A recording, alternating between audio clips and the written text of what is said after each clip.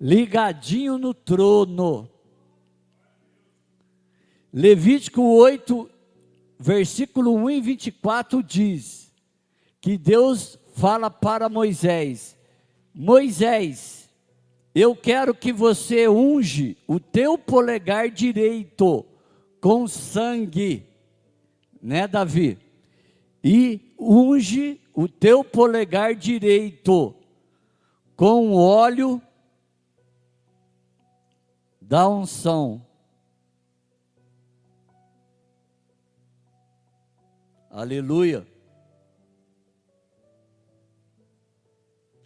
A ponta, e você coloca na ponta da orelha direita do sacerdote.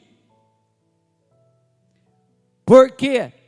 Conforme Levítico 21, 18, 19 e 23 diz que o sacerdote com deformidade nas mãos e pés quebrados não entram no lugar santíssimo. O sangue, conforme 1 João 2, versículo 2 diz que o sacrifício de Jesus é a propiciação pelos nossos pecados, mas não somente os nossos, mas de todo mundo. O óleo representa a unção de Deus sobre a vida do sacerdote. Para quê?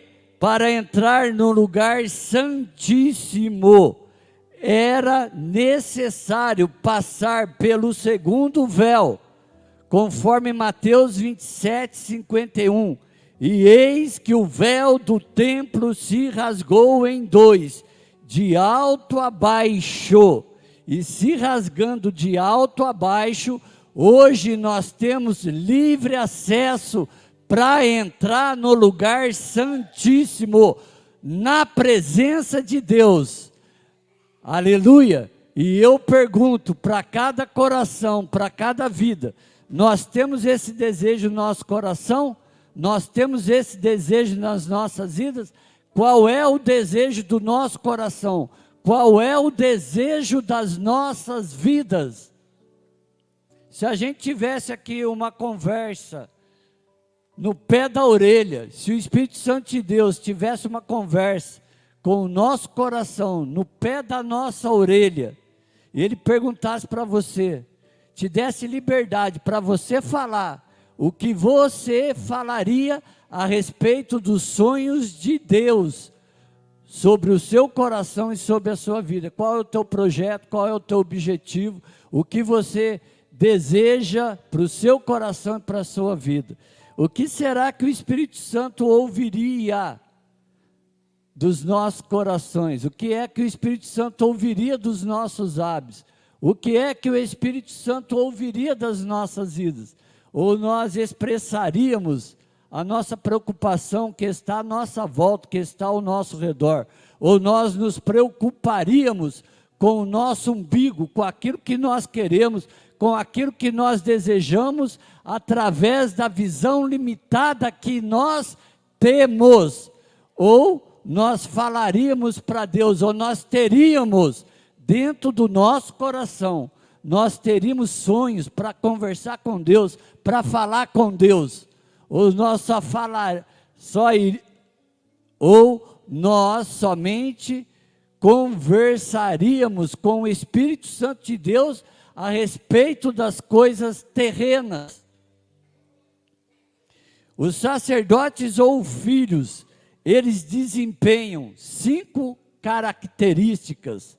A primeira característica, Levítico 6,12, os filhos removem todos os dias a cinza do altar e colocam a lenha para manter o fogo aceso. É isso que a gente precisa entender, é isso que a gente precisa compreender. Se eu sou filho de Deus, sou sacerdote. Se eu sou sacerdote, todos os dias eu tenho que ter a preocupação no meu coração e na minha vida de remover as cinzas e colocar lenha no altar, para que o fogo não venha se apagar. Segunda característica, Êxodo 27:20. Os filhos colocam todos os dias azeite no candelabro para iluminar as lâmpadas dos candelabros. Todos os filhos de Deus são sacerdotes de Deus, e como sacerdote de Deus, tem que ter o desejo, todos os dias, de colocar azeite no candelabro, para iluminar as lamparinas do candelabro. De que forma nós colocamos azeite todos os dias no nosso candelabro? Eu só conheço uma forma, eu só conheço um segredo. E ele se estabelece em duas etapas. Primeiro, você dobra o seu joelho e toca com ele em terra. E segundo, você coloca a sua boca no pó. Somente dessa forma, o azeite é derramado sobre a nossa cabeça e sobre as nossas vidas. Terceira característica, Salmo 46:4. Os filhos de Deus buscam a unção de Deus, que vem do rio de Deus, que sai debaixo do trono de Deus, e eles vêm como ondas de chuvas quentes, que inundam a terra. Ondas quentes que inundam toda a terra, inundam o nosso coração, inundam a nossa cabeça, e inundam as nossas vidas. E quando inundam, os nossos lábios não conseguem deixar de glorificar a Deus.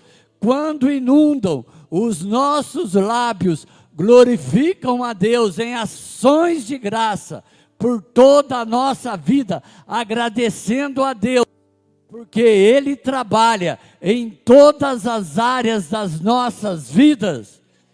Terceira característica, eu vou repetir de novo, Salmo 46:4.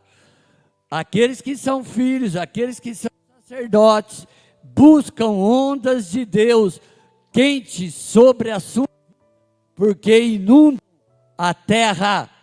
A quarta característica, os filhos têm que sair da zona de conforto, porque se acostumaram com o rastro, com o cheiro de Deus na Bíblia. Mas Deus não se manifesta nos dias de hoje como na antiguidade. Cantares, capítulo 5, versículo 5 diz: os filhos destilam mirra pelos ouvidos, pelos dedos e pelas mãos. Porque os filhos dos sacerdotes não destilam mirra pelos ouvidos, nem pelos dedos, nem pelas mãos. Porque eu pesquisei na palavra de Deus, e nós não vamos falar sobre isso, esse não é o nosso objetivo, tal. Já está planejado para o podcast, numa terça-feira, falar sobre Apocalipse, capítulo 1, versículo 1, que diz, Jesus dizendo, eu estou no meio dos 7 castiçais de ouro. Mas se você for estudar, se você for pesquisar, somente 2 igrejas, ele estava presente, ele pôde estar presente. Em Éfeso, quando ele fala a respeito do primeiro amor, e em Laodiceia, quando ele fala, tu com dificuldade guardaste a minha palavra, e por causa disso, eu estou no meio de vós. E em muitas igrejas, que somos nós, não estou falando de templo, não estou falando de denominação, nem sequer Jesus chega perto, e nós não temos ouvidos espirituais para poder ouvir a batida do Espírito Santo de Deus no nosso coração e na nossa vida.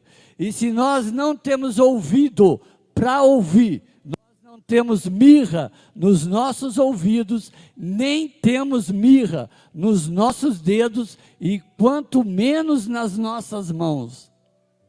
Aí a gente se acomoda, aí a gente se conforma em conhecer o Deus que operou na antiguidade. E nos dias de hoje, parece que em Hebreus erraram, alguém colocou um versículo errado lá, porque diz que Ele é o mesmo, de hoje, ontem e eternamente, opera da mesma forma e opera da mesma maneira. E eu pergunto, por que que Ele não opera conforme está escrito na Bíblia?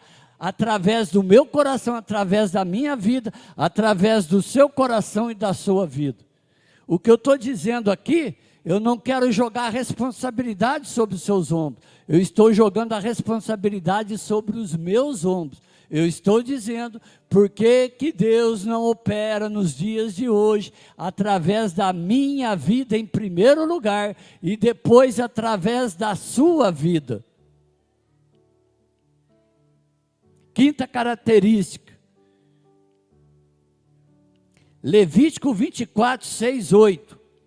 Os filhos trocam no decorrer de cada semana os 12 pães da mesa de preposição e substituem por pães novos e quentes. Essa chegou fresquinho aqui, como diz o pastor, como o pastor está acostumado a falar. Faz 2 dias que eu perdi a minha Bíblia. Eu pensei comigo, não vou emprestar nenhuma Bíblia, eu vou lá pregar e vou levar o meu caderno. Mas não entendia o mistério, até que eu parei aqui nesse versículo para refletir e analisar. Eu já cansei de ler várias vezes esse versículo, e já preguei várias vezes sobre ele, mas não desse jeito, dessa forma que Deus me deu hoje. Os filhos trocam no decorrer de cada semana os 12 pães. São 12 pães. Então, são 2 pães por dia. 2 pães novos por dia. Os sacerdotes tinham que pegar os 12, eles tinham que ter, todos os dias, 2 pães novos por dia. E quando chegasse ao 7º dia, era dia de descanso. Ele ia pegar esses 12 pães e ia trocar na mesa de proposição por 12 pães que já estavam velhos. Os filhos dos sacerdotes têm? Eu tenho. Você tem. Você tem 12 pães para oferecer no decorrer da semana. E chegar lá na mesa de preposição e tirar aquele 12 velho e colocar 12 novos. Vamos ser sinceros, irmãos, nós não temos. Eu estou falando e tirando a responsabilidade. Eu não estou dizendo que quem tem que ter esses 12 pães são apenas os 5 da plataforma dos 5 ministérios. Eu não estou falando isso. Eu estou dizendo que a Bíblia diz que todos os filhos e que todos os sacerdotes deveriam ter 12 pães novos para trocar por os pães velhos por pães novos. Eu posso não ter 12 pães semanal, mas que eu tento. Aqui está o meu caderno. Você nunca viu alguém pregar de caderno, sabe por quê? Pregar de caderno hoje, nos dias de hoje, sabe o que vai passar a imagem? De que você só sabe falar a respeito de Deus, que nem várias vezes eu já ouvi. Se o seu esboço for embora, você não prega mais a palavra de Deus, você não tem mais a unção de Deus. Mas a nova geração, não é isso que ela tem demonstrado. Ela tem falado a respeito de unção, mas ela não sabe o que significa unção. Ela tem falado a respeito de muitas coisas, mas não tem entendimento das coisas de Deus, porque não conhece a Bíblia, não conhece a palavra.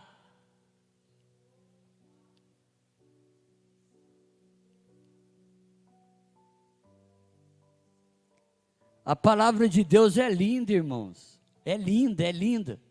Estava conversando ontem com a pastora Fernanda, porque ela disse que acabou passando do horário, ela estava inspirada E eu disse, eu não sei se você sente isso, mas deve sentir.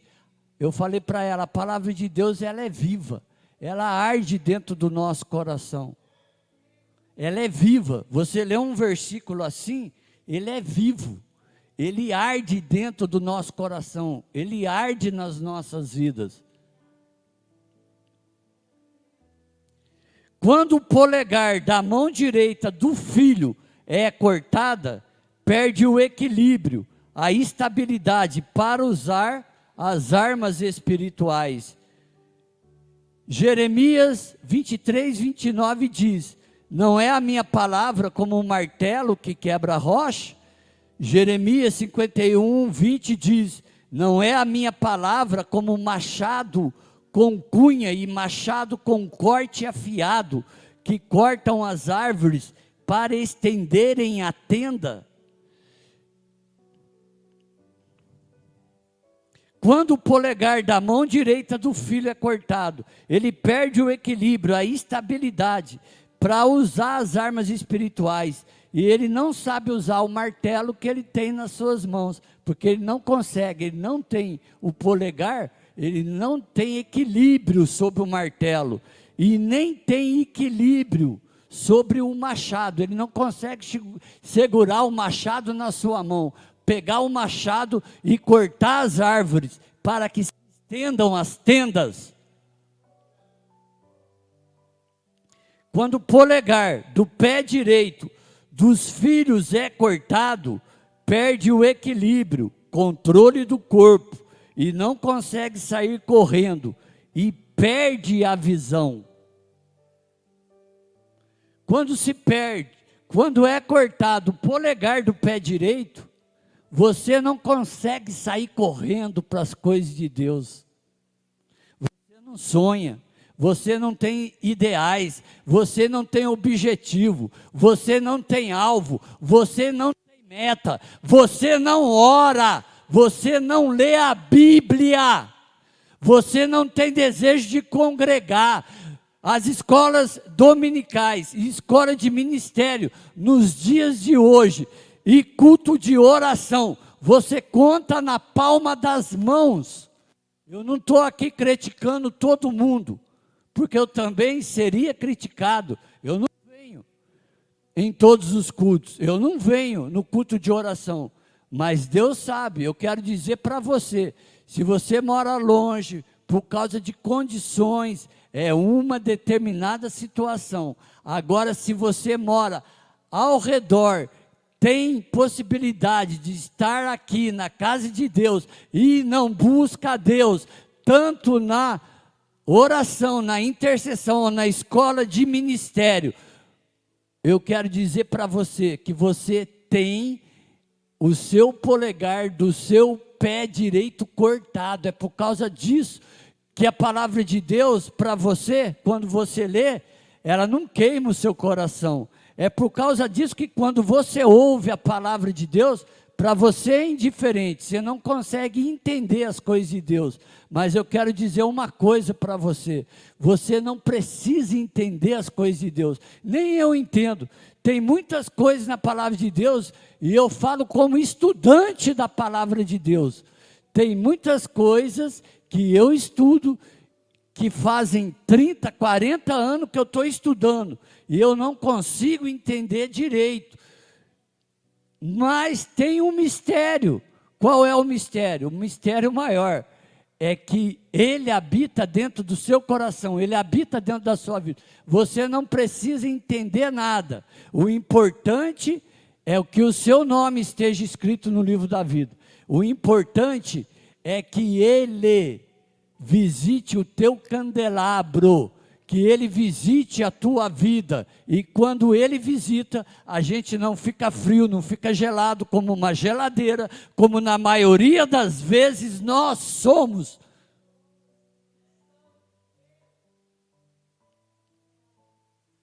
Juízes 1, 6, 7 diz, o rei cananeu, senhor das estratégias, subjugou 70 reis, cortando o polegar da mão direita e o polegar do pé direito para permanecerem debaixo da mesa do rei, comendo migalhas.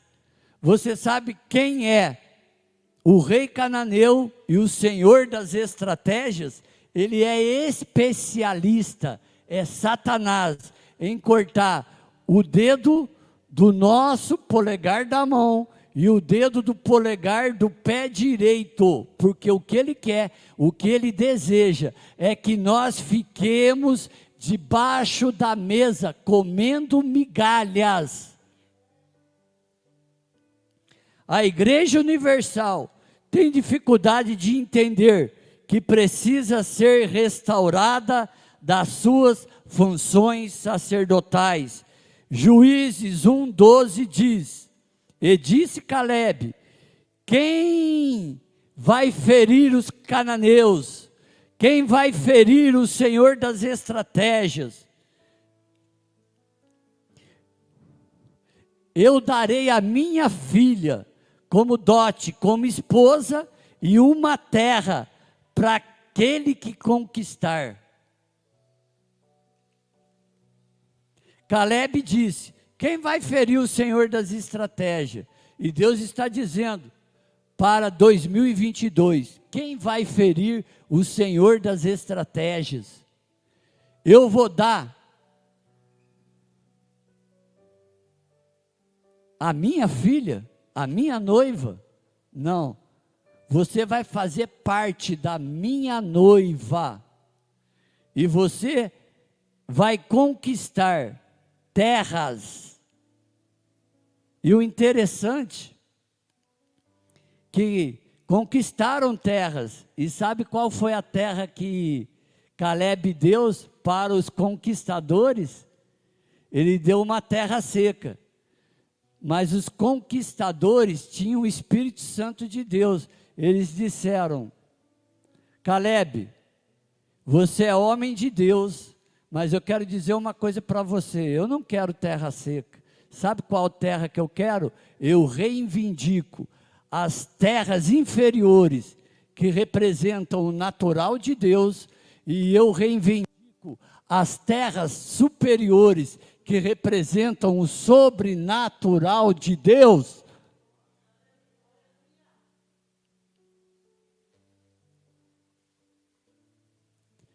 Eu amo a tua palavra. Fontes inferiores representam natural de Deus, e fontes superiores representam o sobrenatural de Deus. Eu quero te dizer que Deus vai se manifestar na sua vida, ou de forma natural ou sobrenatural. Agora, se você ficar de braço cruzado, nunca vai acontecer. Mateus 15:28 diz: uma mulher cananeia que estava com a sua filha endemoniada, adorou Jesus e disse: socorre-me. Jesus respondeu: eu fui enviado às ovelhas perdidas da casa de Israel, e não é bom pegar o pão dos filhos e dar aos cachorrinhos. E a mulher disse: mas também os cachorrinhos comem das migalhas que caem da mesa do seu Senhor. E Jesus respondeu: grande é a tua fé, a sua filha ficou liberta. Grande é a tua fé, você acredita? A tua filha, o teu filho será liberto.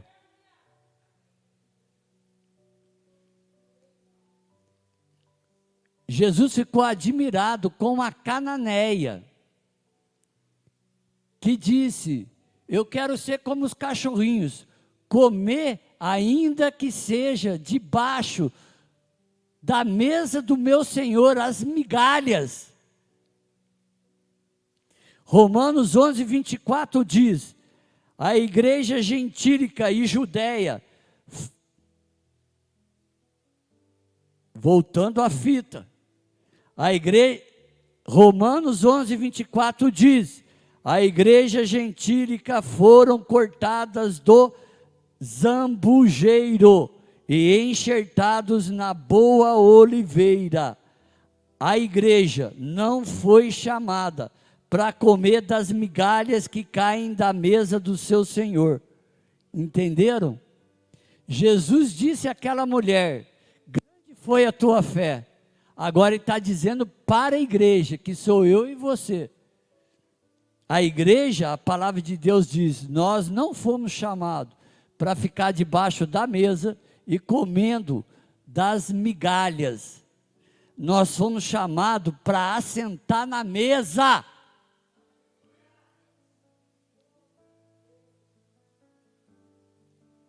João 18:10 diz, agora observe, preste atenção, a diferença entre comer das migalhas. Jesus disse, grande é a tua fé, mulher. Ele não achou no meio do povo de Deus, não. A diferença agora da igreja que se assenta na mesa. João 18:10, essa é a igreja que Jesus vai levantar antes do arrebatamento da igreja. E eu quero dizer para aqueles que crerem que, e eu profetizo, que em 13 anos isso vai acontecer.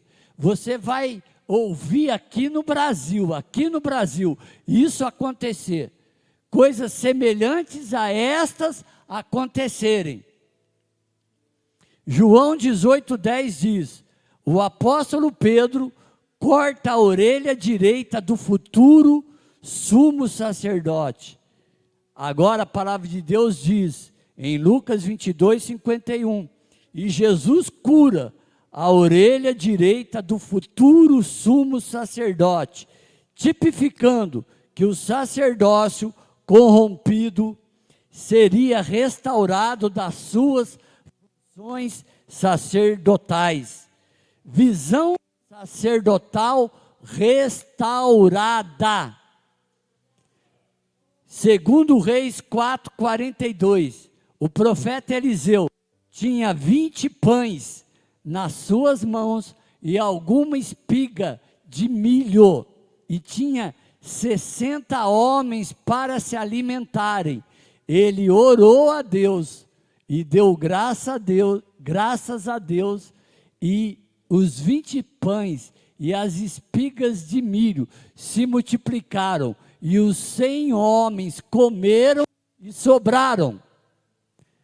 Agora, o que você não entendeu, eu vou aqui te dar mastigado para você. Eu não estou falando aqui de forma espiritual. Eu não estou falando aqui em dar a palavra para você. Eu não estou aqui falando que Deus vai suprir a sua necessidade. Eu estou falando que você e eu, nós vamos orar. Nós vamos levantar os pães que tiverem nas nossas mãos. Sejam eles 20, sejam eles 5 pães ou 7 pães, conforme Jesus levantou, deu graça e materializou, e ele alimentou multidões. Agora, você acredita nisso? Sabe por que você não acredita?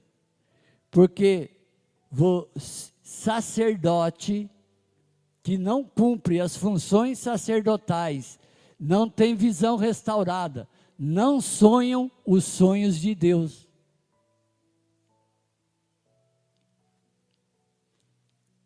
E para finalizar, vamos ficar de pé.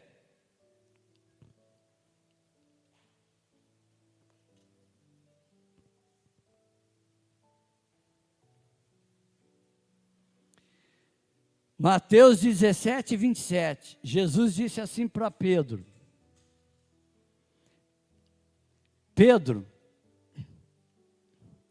lança o anzol e tira o primeiro peixe e abre a sua boca, porque encontrarás um estáter, e paga a dívida do imposto, para que as pessoas não fiquem dizendo contra as nossas vidas, porque quem paga imposto são alheios. Filho não paga imposto. E aí Pedro pegou uma vara e jogou ela no mar, nas águas doces, no Paraíba, no Rio Jordão, aonde você quiser jogar.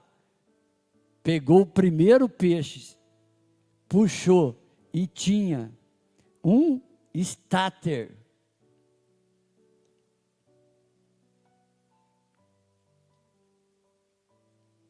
Agora, você sabe por que isso aconteceu, não? Pedro, ele estava acostumado a lançar rede. Pedro não está acostumado a pescar com vara, não.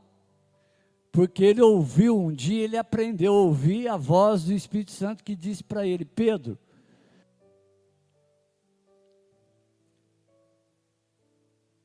lança a tua rede segundo a minha palavra.